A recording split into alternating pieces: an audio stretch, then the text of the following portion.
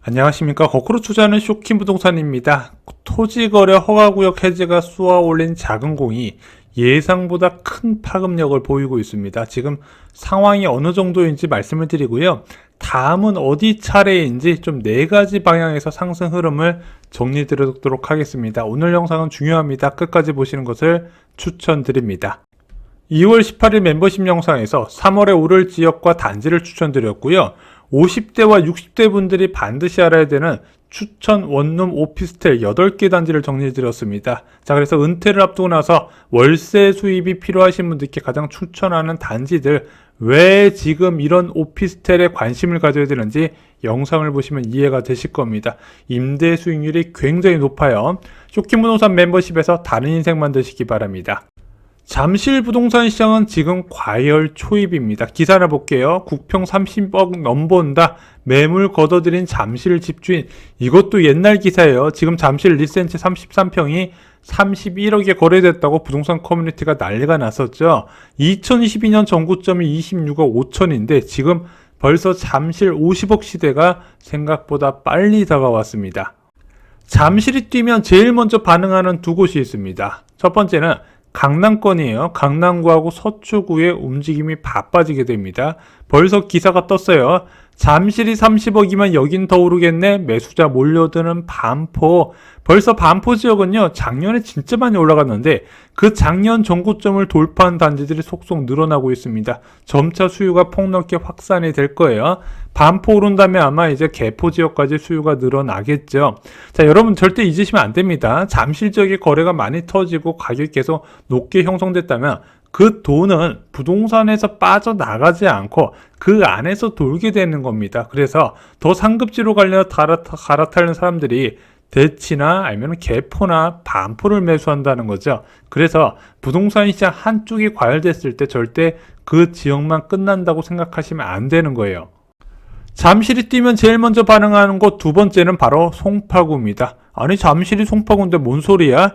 송파구 안에서도 양극화가 되기 심하다 말씀드렸죠.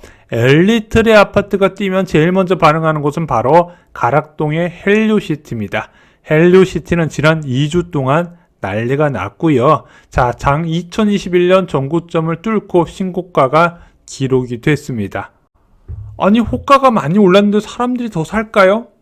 일단 어느 지역이나 대기 수요는 있거든요. 그래서 일단 호가가 올라간다 하더라도 한동안 추격 매수는 붙을 거라고 봐요. 문제는 여기서 더 급등한다면 어떻게 되겠습니까?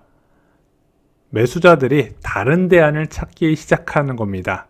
부동산 상승 흐름이 일어나는 순서, 덜 반등하는 것을 찾아서 수요가 이동된다는 것, 그리고 그 지역의 대기 수요까지 움직이면서 이런 상승 흐름이 일어나게 됩니다. 그래서 회복 흐름 알고 계시면요, 굉장히 도움이 되실 건데 4가지로 나눠서 설명을 드려볼게요. 첫 번째는 경기도 상승 흐름입니다. 서울에서 강남 집값이 뛸 때 제일 먼저 반응하는 두 곳 공식처럼 알고 계시면 돼요. 경기도 과천시 그리고 성남시 분당구입니다. 항상 같이 세트로 움직여요. 자, 성남시 분당구가 오르고 그리고 과천시가 오르면서 그 주변 지역 파급 효과가 다르게 나타나거든요. 먼저 성남시 분당구가 오르게 된다면 성남의 구도심의 매머드급 신축 아파트 단지와 용인시 수지구의 주상복합 가격이 오르게 됩니다. 그리고 광교의 역세권 아파트도 같이 움직여요. 자, 광교 수지까지 다 오르고 난 다음에는 수원시 영통구가 오르게 됩니다. 자, 과천시가 움직이게 될 경우에 그 다음 타자로 움직이는 곳은 안양시라고 생각합니다. 매머드급 단지부터 많이 움직여요. 자, 안양시가 많이 오르고 나서 그 다음에 움직이는 타자가 바로 군포시와 의왕시입니다.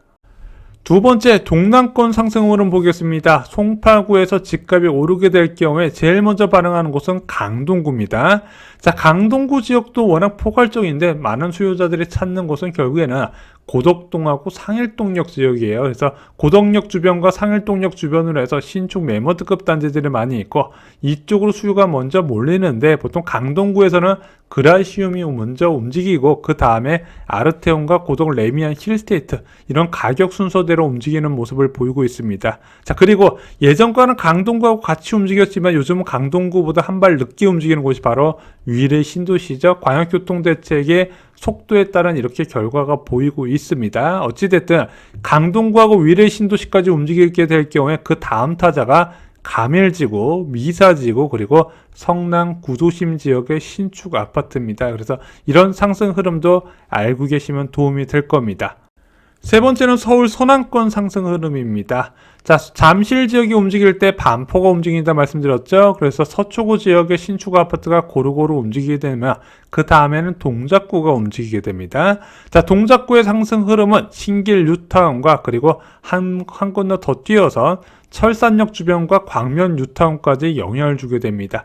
생각보다 서울 서쪽 지역에 괜찮은 주거 지역이 많지가 않아요. 사람들이 야, 이거 집값이 올라가는 시점에서 무엇인가 내 집을 사놓겠다 하면은 투자를 하겠다, 그 투자처가 많지 않다는 겁니다. 그래서 돈이 몰리는 곳만 계속 몰려요. 아니, 서초구가 올라가는데 목동하고 여의도는 가만히 있나요? 목동하고 여의도는요, 강남과 그냥 같은 흐름이라고 보시면 돼요. 서초 오를 때 뭐 그 다음으로 오른 게 아니라 서초나 강남 오를 때 같이 올라가더라. 근데 목동이나 여의도 모두 다 신고가 행진 이어지고 있는 곳이죠. 네 번째, 도심권 상승 흐름입니다. 자, 강북에서 이제 잠실과 비슷한 역할을 하는 곳이 마포구죠.